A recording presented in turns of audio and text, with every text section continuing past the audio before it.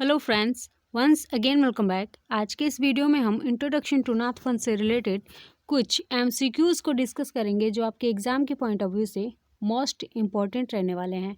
ये part B जो exam होने वाला है उसमें ये आपको हेल्प करेगा। ठीक है, पार्ट बी में आपके कुल 40 क्वेश्चंस आएंगे जो एमसीक्यूज़ होंगे। ठीक है, मल्टीपल चॉइस क्वेश्चन होंगे, यानी कि बहुविकल्पीय क्वेश्चन आएंगे पार्ट बी जो एग्ज़ाम होने वाला है उसमें। ठीक है, तो ये आपके उस एग्ज़ाम के लिए हेल्पफुल होगा। तो चलिए जान लेते हैं। ये कुल 35 क्वेश्चन है जो आपके एग्ज़ाम के पॉइंट ऑफ व्यू से मोस्ट इम्पॉर्टेंट हैं। इसमें हर एक पॉइंट को कवर अप किया गया है। ठीक है, और भी वीडियो अपलोड करा दिया जाएगा। तब तक के लिए इन क्वेश्चन को देखते हैं। तो वीडियो को लाइक शेयर करते रहिएगा और चैनल को सब्सक्राइब कर लीजिएगा। ठीक है, तो पहला क्वेश्चन देख लेते हैं कि योग की उत्पत्ति संस्कृत के किस धातु से हुई है। ठीक है, ये योग से आपका क्वेश्चन पार्ट ए में भी आया था। उसी के बेस पे, ठीक है, उसी के बेस पे ये जो पीपीटी है वो तैयार किया गया है। ठीक है, तो इसमें पहला क्वेश्चन देख लेते हैं। कह रहा है कि योग की उत्पत्ति संस्कृत के किस धातु से हुई है। तो इसमें पहला ऑप्शन है आपका युज, दूसरा ऑप्शन है युग, तीसरा ऑप्शन है यति और चौथा ऑप्शन है यम। तो इसमें आपका जो पहला ऑप्शन है वो करेक्ट हो जाएगा। योग शब्द की उत्पत्ति युज, संस्कृत के युज धातु से हुई है। किससे? तो युज से, यू और ज। ठीक है, सॉरी ये मात्रा देख लीजिएगा आप लोग, ये रहेगा। ठीक है, योग शब्द की उत्पत्ति किससे हुई है? तो युज से हुई है। किससे हुई है? तो युज। ये किस भाषा का शब्द है? तो संस्कृत भाषा का शब्द है। युज किस भाषा का शब्द है? तो संस्कृत। ठीक है, अगला क्वेश्चन देख लेते हैं। युज का अर्थ क्या है? दूसरा क्वेश्चन कह रहा है कि युज का अर्थ क्या है, क्या अर्थ है। ठीक है, तो इसमें ऑप्शन दिया है जोड़ना, दूसरा ऑप्शन है तोड़ना, तीसरा ऑप्शन है मिलाना और चौथा ऑप्शन है मोड़ना। तो इसमें जो आपका पहला ऑप्शन है जोड़ना, ठीक है, ये करेक्ट हो जाएगा। युज का अर्थ होता है जोड़ना। ये किस भाषा का शब्द है? तो संस्कृत भाषा का शब्द है जिसका अर्थ होता है जोड़ना। ठीक है, अगला क्वेश्चन देख लेते हैं। तीसरा कह रहा है कि योग के कितने सोपान होते हैं। ये क्वेश्चन आपके पार्ट ए में पूछा गया है। ठीक है, तो इसमें भी उस वहाँ से क्वेश्चन आपके पूछे जा सकते हैं। तो पूछ रहा है कि योग के कितने सोपान होते हैं। ठीक है, या योग के ऐसे भी क्वेश्चन आ सकता है कि या योग के कितने अंग होते हैं, या इस तरह के क्वेश्चन आपके एग्जाम में बन सकते हैं। ठीक है, तो पहला ऑप्शन है 7, दूसरा ऑप्शन है 5, तीसरा ऑप्शन है 4 और आपका चौथा ऑप्शन है 8। तो आपका जो चौथा ऑप्शन है ये करेक्ट हो जाएगा। योग के कुल सोपान 8 होते हैं। कितने होते हैं? 8 होते हैं। उनको भी हम लोग आगे डिस्कस करेंगे क्योंकि आपका क्वेश्चन वहाँ से बन सकता है। ठीक है, तो अब जान लेते हैं चौथा क्वेश्चन। पूछ रहा है इसमें कि हठयोग में ह और ठ का क्या अर्थ है। हठयोग में ह और ठ का क्या अर्थ है? तो पहला ऑप्शन दे रहा है आकाश पाताल, दूसरा ऑप्शन दे रहा है पृथ्वी चंद्रमा और तीसरा ऑप्शन है सूर्य चंद्रमा और चौथा ऑप्शन है आकाश। तो इसमें जो आपका तीसरा ऑप्शन है ये क्या हो जाएगा? करेक्ट हो जाएगा। सूर्य और चंद्रमा का ही सम्मिलित रूप क्या है? तो हठ है, और हठ ह और ठ के योग को ही हठ योग कहा जाता है। ठीक है, अब जान लेते हैं, क्वेश्चन देख लेते हैं। गोरखा जाति का नाम किसके नाम पर पड़ा? गोरखा जो जाति है जो नेपाल में निवास करती है, तो वही पूछ रहा है कि गोरखा जाति का नाम किसके नाम पर पड़ा। तो पहला ऑप्शन है मत्स्येंद्रनाथ, दूसरा ऑप्शन है गोरखनाथ, तीसरा ऑप्शन है चरपटीनाथ और चौथा ऑप्शन है जलंधरनाथ। तो ये सबको पता है कि गोरखनाथ के नाम पे ही गोरखा नाम पड़ा, गोरखा जातियों का नाम पड़ा। ठीक है, और गोरखनाथ के नाम पे ही गोरखपुर जो शहर है वो बसा है, गोरखपुर जिला बसा है। ठीक है, उसको भी देखेंगे हम लोग। अभी जान लेते हैं कि हठयोग विद्यालय की स्थापना किसने की। हठयोग विद्यालय की स्थापना किसने की? तो आपके ठीक है। वन लाइनर क्वेश्चन आपके नहीं पूछे जाएंगे, आपको 4 ऑप्शन दिया जाएगा। मैंने ऐसे ही सिर्फ आंसर ही दे दिया है, बहुत ज़्यादा टाइम का वीडियो नहीं बनाना चाहते हैं, ठीक है।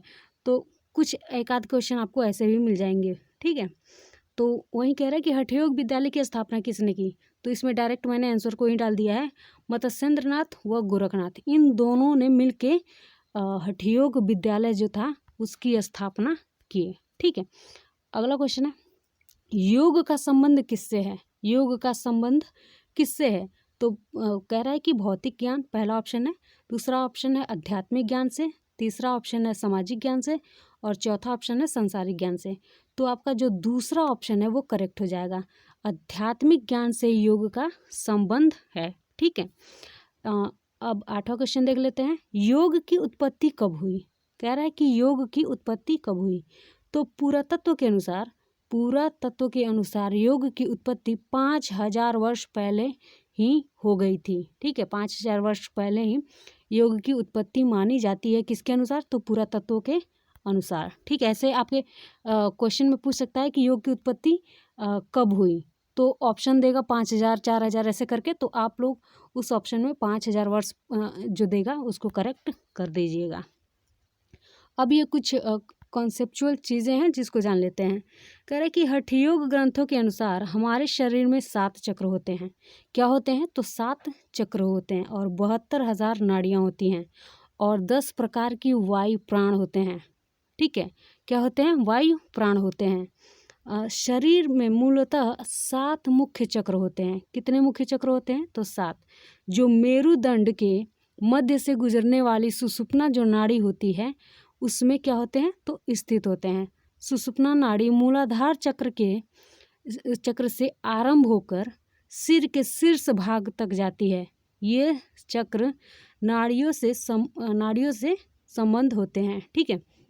अभी हम इस जो ये 7 चक्र होते हैं इनके बारे में आगे देखेंगे।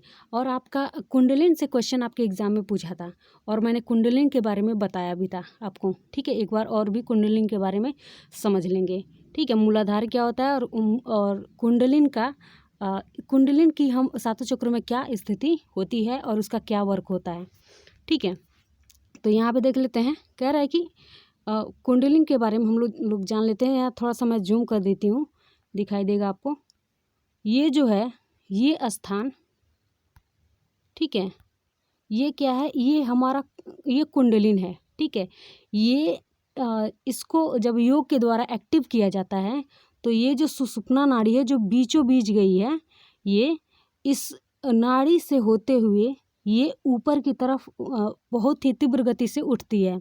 जब इसको योग के द्वारा एक्टिव किया जाता है तो ये तीव्र गति से ऊपर की तरफ क्या होती है, तो उठती है, और जहाँ जाके जिस चक्र पे ये रुक गई, ठीक है, जिस चक्र पे अगर मान लो कि यहाँ पे रुक गई तो ये इस चक्र का काम क्या है, तो क्रिएटिविटी वाला ये चक्र है, ठीक है। यानी कि हमारे अंदर ये क्रिएटिविटी को एक्टिव कर देता है, ठीक है। तो ये जिस भी चक्र पे जाता है, जिस चक्र पे जाके रुक जाता है, कुंडलिन जिस चक्र पे जाके रुक जाती है उस चक्र से जो भी निगेटिविटी होती है वो पूरी की पूरी खत्म हो जाती है, ठीक है।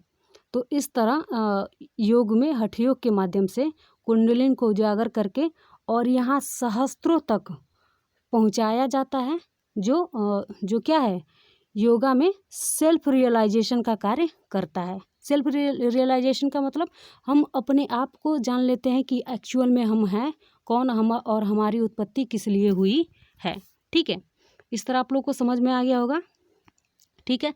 ये कुल हमारे कितने ये हमारे ये जो भी ये देखिए ये हमारी रीढ़ की हड्डी है, क्या है, रीढ़ की हड्डी है, और बीचों बीच से एक जो लाइन गई है ये हमारी सुषुप्ना नाड़ी है, और ये 7 चक्र हैं, ठीक है।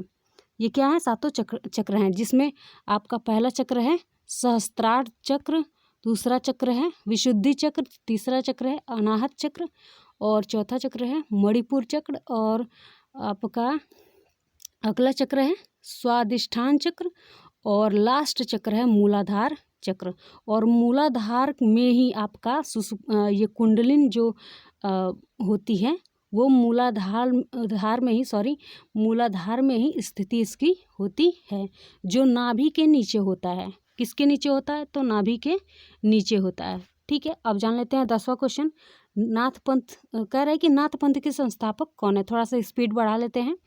तो नाथ पंथ के संस्थापक कौन है? तो पहला क्वेश्चन ऑप्शन दे रहा है गुरु गोरखनाथ, भैरवनाथ, काशीनाथ और चरपटीनाथ। तो इसमें आपका पहला ऑप्शन क्या हो जाएगा? करेक्ट हो जाएगा।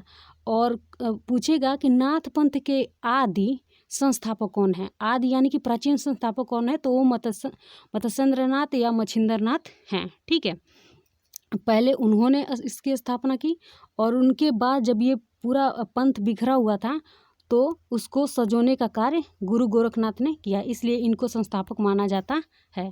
ठीक है, अगला क्वेश्चन है नाथ पंथ का आविर्भाव किस विचारधारा के विरुद्ध में हुआ। तो ये सिद्धनाथ जो सिद्ध थे इनके विरुद्ध में नाथ पंथ का आविर्भाव हुआ, नाथ पंथ की उत्पत्ति हुई। ठीक है, सिद्धों का जो विचार था उसके विरोध में नाथ पंथ आया। ठीक है, अगला क्वेश्चन है नाथ पंथ कैसा पंथ है। नाथ पंथ कैसा पंथ है। तो आपका ऑप्शन है सगुण पंथ, दूसरा ऑप्शन है हिंदू धार्मिक पंथ, तीसरा ऑप्शन है निर्गुण पंथ और चौथा ऑप्शन है सिद्ध पंथ। तो आपका दूसरा ऑप्शन क्या हो जाएगा? करेक्ट हो जाएगा, हिंदू धार्मिक पंथ है। ठीक है, नाथ पंथ हिंदू धार्मिक पंथ है। ठीक है, अगला क्वेश्चन है नाथों के आदि गुरु कौन है। तो नाथों के आदि गुरु किसको माना जाता है? तो शिव को माना जाता है। ठीक है, नाथों के आदि गुरु किसको माना जाता है? तो शिव को। इस तरह के आपके मतलब आपको इस तरह से 4 ऑप्शन दे दिए जाएंगे, तो उसमें से आपका शिव क्या हो जाएगा? करेक्ट हो जाएगा। नाथों के आदि गुरु कौन है? तो शिव हैं। अगला क्वेश्चन है नाथपंथी शिव को किस नाम से संबोधित करते हैं। नाथपंथी जो होते हैं वो शिव को किस नाम से संबोधित करते हैं। तो पहला ऑप्शन है ईश्वर, दूसरा ऑप्शन अलश, तीसरा ऑप्शन है अलक्ष और चौथा ऑप्शन है अधीश। तो आपका तीसरा ऑप्शन क्या हो जाएगा? करेक्ट हो जाएगा। अलक्ष से शिव को नाथपंथी संबोधित करते हैं। ठीक है, अलक्ष का अर्थ क्या होता है? तो इसको भी आगे देख लेते हैं। वैसे अलक्ष का अर्थ होता है परम पुरुष। ठीक है, अलक्ष का अर्थ क्या होता है? तो परम पुरुष। यहाँ पे क्वेश्चन में दिया हुआ है, ये भी क्वेश्चन आपके एग्जाम में बन सकता है कि अलक्ष का अर्थ क्या होता है। तो अलक्ष का अर्थ होता है परम पुरुष, जो शिव को कहा गया है। दूसरा ऑप्शन है प्रथम पुरुष, तीसरा ऑप्शन है आदि पुरुष और चौथा ऑप्शन है उत्तम पुरुष। तो इसमें आपका पहला ऑप्शन क्या हो जाएगा? करेक्ट हो जाएगा, परम पुरुष यानी कि शिव। अब क्वेश्चन 16वां क्वेश्चन है मच्छिंद्रनाथ कौन थे। मच्छिंद्रनाथ कौन थे? तो ऑप्शन है भैरवनाथ के गुरु, दूसरा ऑप्शन है गोरखनाथ के गुरु, तीसरा ऑप्शन है चरपटीनाथ के गुरु और कन्नाड ऋषि के गुरु। तो इसमें आपका जो दूसरा ऑप्शन है गोरखनाथ के गुरु थे। ये मच्छिंद्रनाथ कौन थे? तो गोरखनाथ के गुरु थे। ठीक है, सब समझ में आ रहा होगा लगभग। ठीक है, अब कह रहा है कि योग में कुंडलिन की क्या भूमिका है। ये मैंने अभी बताया है कि योग में कुंडली क्या करता है। तो योग के माध्यम से जब कुंडली एक्टिव होती है, ये हमारी जो कुंडली होती है ये नाभि के नीचे होती है, नाभि के जस्ट नीचे इसकी स्थिति होती है। किसमें? तो मूलाधार में इसकी स्थिति होती है। और जैसे ही योग के माध्यम से ये एक्टिव होता है और जिस भी चक्र पे जाके रुक जाता है और जिस चक्र का जो काम होता है, ठीक है, जिस चक्र का जो काम होता है और उस काम में अगर कोई भी गड़बड़ी आती है, कोई भी निगेटिविटी आती है, तो पूरी तरह से ये क्या करता है, कुंडलिनी क्या करता है, उस निगेटिविटी को ख़त्म कर देता है और उसको बिल्कुल प्योर बना देता है। ठीक है, और जिस चक्र पे जाके रुकता है उसका जो भी काम होता है वो पूरी तरह से एक्टिव हो जाता है। यानी कि किसी में क्रिएटिविटी का गुण होता है, ठीक है, किसी को कला बनाने का बहुत ज़्यादा मतलब कला में बहुत ज़्यादा प्रवीण होता है। तो ये सब योग में जो ये चक्र हैं उन्हीं को माना जाता है कि ये जब ज़्यादा एक्टिव होते हैं तो उसमें उस व्यक्ति का में वो गुण ज़्यादा विकसित होता है। ठीक है, अगला क्वेश्चन देख लेते हैं। 18वां क्वेश्चन, योग के अनुसार हमारे शरीर में चक्रों की संख्या कितनी है। हमारे शरीर में चक्रों की संख्या कितनी है? तो हमारे शरीर में चक्रों की संख्या 7 है। कितनी है? 7 है। इस तरह के ऑप्शन आपके एग्ज़ाम में दे सकते हैं। तो मैंने पहले भी बताया है, यहाँ पे देख लेते हैं फिर से एक बार। योग के अनुसार चक्रों की संख्या कितनी है? तो ये पहला चक्र है, ठीक है। ये आपका जो है ये पहला चक्र है। उसके बाद आपका ये दूसरा चक्र है, तीसरा चक्र, चौथा और पांचवा, छठा, यहाँ पे 3 चक्र हैं, ठीक है। पांचवा, छठा और सातवां, ये जो है आपका टॉप पे ये सहस्त्रार्थ चक्र है, ठीक है। इसमें सहस्त्र कमल के पत्ते होते हैं, जो जिसके माध्यम से सेल्फ रियलाइजेशन, जब ये हमारी कुंडलिनी यहाँ पे आती है तो हमें अपने आप, मतलब हम अपने आप को पहचान जानते हैं कि एक्चुअल में हम है कौन और हमारी उत्पत्ति किस लिए हुई है। ये योग आसन का ये अंतिम चक्र है, ठीक है। और इसी को उजागर करने के लिए ये स्टेप बाय स्टेप सबको उजागर करते जाता है और फिर यहाँ पे हमको सेल्फ रियलाइजेशन हो जाता है कि हम एक्चुअल में हैं कौन, ठीक है। अब वही है, देख लीजिए, कह रहा है कि योग के अनुसार हमारे शरीर में चक्रों की संख्या कितनी होती है? तो 7 होती है, ठीक है। अब अगला क्वेश्चन है, योग के 7 चक्रों में कुंडलिन की क्या स्थिति, मतलब क्या स्थान है? कुंडलिन किस स्थान पे है? तो ये 7वें स्थान पे है, ठीक है। किस स्थान पे है? तो 7वें, नाभि के नीचे मूलाधार में स्थित है। इसकी स्थिति कहाँ है? तो नाभि के नीचे मूलाधार में इसकी स्थिति है, ठीक है। अगला क्वेश्चन है, सबसे शक्तिशाली चक्र कौन सा है? सबसे जो शक्तिशाली चक्र है वो कौन सा है? तो सबसे जो शीर्ष पे है, टॉप पे है, वो है सहस्त्रार्थ, ठीक है, ठीक है। सहस्त्रार्थ है, मतलब सहस्त्रार्थ है। ये यहाँ पे देख लीजिएगा आप लोग, ये शीर्ष पे, ये चक्र कहाँ है? तो शीर्ष पे, बिल्कुल ये सिर पे है। शीर्ष का मतलब बिल्कुल ऊपर। अगला क्वेश्चन है, प्रथम योग गुरु कौन है? प्रथम योग गुरु कौन है? तो तिरुमलाई कृष्णमाचार्य, ये योग के प्रथम गुरु माने जाते हैं। अगला क्वेश्चन है कि योग के जनक कौन है? तो ये सबको पता है कि महर्षि पतंजलि जो हैं वो योग के जनक हैं, ठीक है। अगला क्वेश्चन है कि नाथ पंथ में ईश्वर का क्या स्थान है? तो नाथ पंथ में जो गुरु का स्थान है वहीं क्या है? तो वहीं ईश्वर का स्थान है। और नाथ पंथ के आदि गुरु कौन है? तो शिव हैं। कौन है? तो शिव है, और शिव को ही इन्होंने अपना ईश्वर माना है, यानी कि गुरु को ही इन्होंने ईश्वर माना है। अब पूछ रहा है कि गोरक्ष पीठ की स्थापना किसने की? गोरक्ष पीठ की स्थापना किसने की? तो गुरु गोरखनाथ हैं। गोरक्ष पीठ की स्थापना की, जो हमारे गोरखपुर में वहाँ के अभी महंत जो हैं वो योगी आदित्यनाथ हैं। जो गोरक्ष पीठ की स्थापना हुई है उस सिंहासन पे अभी हमारे जो योगी आदित्यनाथ जो हमारे सीएम हैं वो क्या है? वो उस पे विराजमान है, ठीक है। वहाँ के महंत कौन है? तो योगी आदित्यनाथ जो हमारे सीएम हैं, ठीक है। अगला क्वेश्चन है, किस शहर का नाम गोरखनाथ के नाम पर पड़ा? ठीक है, तो यहाँ पे ऑप्शन है तिब्बत, दूसरा ऑप्शन है गोरखपुर, तीसरा ऑप्शन है मथुरा, चौथा ऑप्शन है नगला चंद्रबान। तो इसमें आपका दूसरा ऑप्शन क्या हो जाएगा? करेक्ट हो जाएगा, गोरखपुर। गोरखनाथ के नाम पे ही गोरखपुर का नाम पड़ा है। अब क्वेश्चन पूछ रहा है कि सिले क्या है? सिले का मतलब क्या है? नाथपंथियों के लिए सिले का मतलब क्या है? तो माला है, कमंडल है, जनेऊ है, आवरण है। तो ये क्या है? जनेऊ है, जो काले रंग के ऊन से बना हुआ होता है।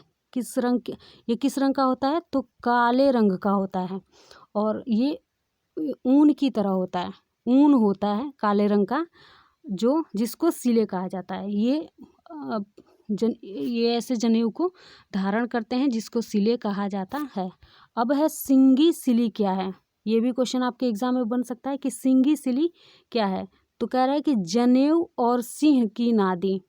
दूसरा ऑप्शन है कर और कमंडल। तीसरा ऑप्शन है बिना सिला वस्त्र, और चौथा ऑप्शन है माला।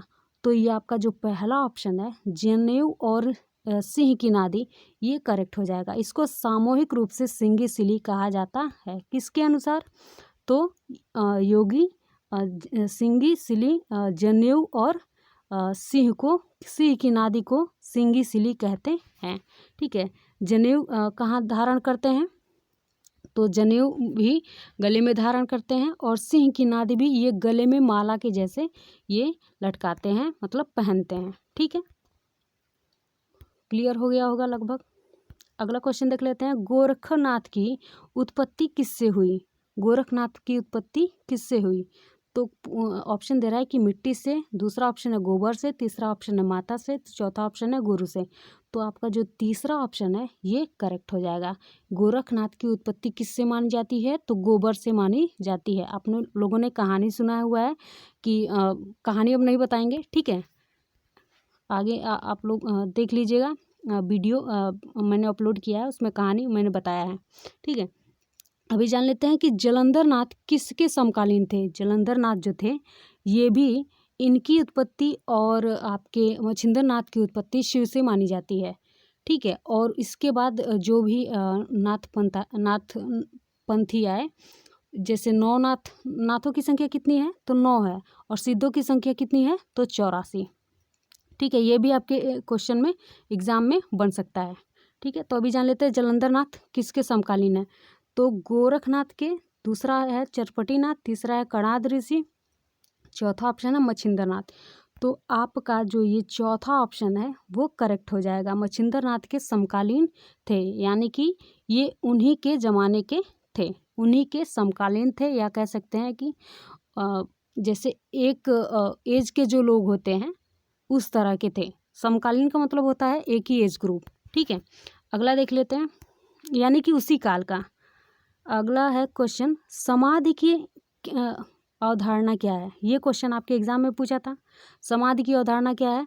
और समाधि जो योग के अष्टांग है, यानी कि योग के जो सोपान है, उसी का अंतिम चरण है ये। ठीक है, जो आपका योग का सोपान पूछा था ना, योग के सोपानों से लगभग 2-3 क्वेश्चन आपके एग्जाम में आए थे। तो योग को पूरा कंप्लीट करके जाइएगा। ठीक है, और आगे भी और भी वीडियो डाल दिया जाएगा इससे रिलेटेड। ठीक है, तो इसमें पूछ रहा है कि योग की क्या अवधारणा है, योग की क्या अवधारणा है, तो समाधि की क्या अवधारणा है। तो समाधि शब्द का अर्थ है एकाग्र रहना। समाधि शब्द का क्या अर्थ है? तो एकाग्र रहना। योग दर्शन में इसका अर्थ है मन को एकाग्र करना। योग दर्शन में यानी कि मन को एकाग्र करने की विधि को ही समाधि कहा जाता है। ठीक है, इस तरह आप लोग को समझ में आ गया होगा कि समाधि का अर्थ क्या होता है। तो एकाग्र करना, मन को एकाग्र करना ही समाधि कहलाता है। समाधि के माध्यम से हम अपने मन को एकाग्रचित करते हैं। ठीक है, समाधि जिंदा भी लिया जाता है, जिंदे भी कुछ लोग समाधि लेते हैं, और कुछ लोग मरणोपरांत उनको समाधि दी जाती है। ठीक है, तो समाधि का अर्थ क्या होता है? तो मन को एकाग्र करना ही समाधि का अर्थ होता है। अब क्वेश्चन है कि योग सूत्र, ये जो योग सूत्र है वो इसकी रचना किसने की? तो पतंजलि ने योग सूत्र की रचना की। ये भी मोस्ट इम्पॉर्टेंट क्वेश्चन है, आपके एग्जाम में पूछ सकता है। यहाँ हर एक क्वेश्चन इम्पॉर्टेंट है। ठीक है, फैक्चुअल है, जो आपके एग्जाम में बन सकते हैं। ठीक है, आगे देख लेते हैं। हठयोग का प्रथम ग्रंथ है। हठयोग का प्रथम ग्रंथ क्या है? तो हठयोग प्रदीपिका। हठयोग प्रदीपिका क्या है? तो हठयोग का प्रथम ग्रंथ है, और इसके रचयिता हैं स्वात्माराम। जो स्वात्माराम हैं वो इसके स्वात्माराम इसके क्या हैं? रचयिता हैं। किसके रचयिता हैं? तो हठ योग प्रदीपिका के रचयिता हैं। जो किसका ग्रंथ है? तो हठयोग का प्रथम ग्रंथ है। ठीक है, अगला क्वेश्चन है, हठयोग की साधना के 7 अंग। हठयोग जो साधना होती है उसके 7 अंग कौन कौन से होते हैं देख लेते हैं। तो षटकर्म, दूसरा ऑप्शन है ये ऑप्शन नहीं है, ये आपका जो हठयोग होता है, जो हठयोग जो साधना होती है उसके 7 अंग हैं। ठीक है, तो पहला है षटकर्म, दूसरा है आसन, तीसरा है मुद्रा, चौथा है प्रत्याहार, और 5वां है प्राणायाम, और आपका 6ठा है ध्यान, और लास्ट है आपका समाधि। ठीक है। ये तो आपके समाधि से ही क्वेश्चन पूछा था। ठीक है, हठयोग साधना का जो 7 अंग है उसी से क्वेश्चन आपके एग्जाम में आए थे। ठीक, और अब जान लेते हैं योग के अष्टांग। ये क्वेश्चन आपके एग्जाम में आया था कि योग के सोपान क्या हैं। योग के बारे में मतलब पूछा था, योग का अर्थ क्या होता है और उसके कितने सोपान हैं। इस तरह के क्वेश्चन आपके एग्जाम में आए थे, तो उसी को जान लेते हैं। इसके भी कितने सोपान होते हैं, तो इसके 8 सोपान हैं। कितने हैं, तो 8 मैंने पहले ही बताया है। अब हम इस 8 सोपानों को देख लेते हैं। तो पहला स्टेप है ठीक है, पहला स्टेप है यम, दूसरा स्टेप है नियम, तीसरा स्टेप है आसन। सोपान का मतलब क्या होता है, स्टेप बाय स्टेप। मतलब अगर हम यम को कंप्लीट कर लेते हैं तब हम नियम पे जाते हैं, और नियम को कंप्लीट कर लेते हैं तब हम आसन की मतलब अनुमति मिलती है। फिर उसके बाद प्राणायाम, उसके बाद प्रत्याहार, उसके बाद धारणा, उसके बाद ध्यान, उसके बाद समाधि। ठीक है, लास्ट क्या है, लास्ट का स्टेप क्या है, तो समाधि है। तो इस तरह से क्वेश्चन आपके एग्जाम में बन सकते हैं कि जो योग के अष्टांग है या सोपान है उसमें प्रथम चरण कौन सा है, तो यम है, और लास्ट चरण क्या है, तो समाधि है। ठीक है, और आपका उसमें चौथा चरण क्या है, तो प्राणायाम है। इस तरह के क्वेश्चन आपके एग्जाम में बन सकते हैं। अब लास्ट क्वेश्चन है, नाथ संप्रदाय की कुल देवी हैं। नाथ संप्रदाय की कुल देवी कौन है, तो हिंगलाज माता। हिंगलाज माता नाथ संप्रदाय की कुल देवी हैं। ठीक है, इस तरह ये सारे क्वेश्चन ही इम्पोर्टेंट है और ये आपके एग्ज़ाम में बन सकते हैं। ठीक है, लगभग और भी एक आध वीडियो अपलोड करा दिया जाएगा, वहाँ से आप लोग आसानी से इसकी तैयारी कर सकते हैं। ठीक है, तो वीडियो को लाइक शेयर करते रहिएगा और चैनल को सब्सक्राइब करना बिल्कुल भी मत भूलिएगा। ठीक है, अभी ठीक है, तो thank you very much. Video को लाइक शेयर करते रहिएगा और चैनल को अगेन सब्सक्राइब कर लीजिएगा। ठीक है।